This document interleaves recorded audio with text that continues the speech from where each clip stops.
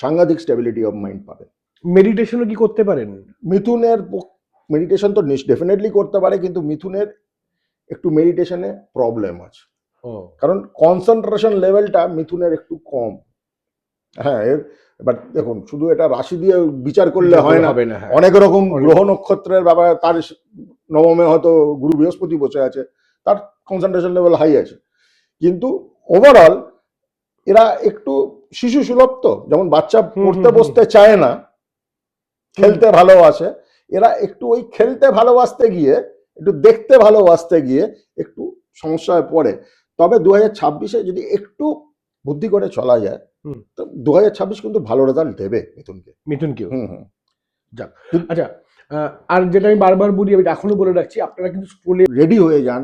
আপনারা যত পারবেন নিজেদের কোয়ালিটি অ্যান্ড এবিলিটিকে কাজে লাগান।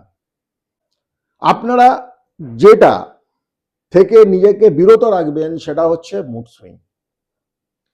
মুড সুইং এর বছর কিন্তু এটা নয়। আপনার ইমোশনাল হয়ে কোনো জিনিস খেলার বছর কিন্তু এটা নয়।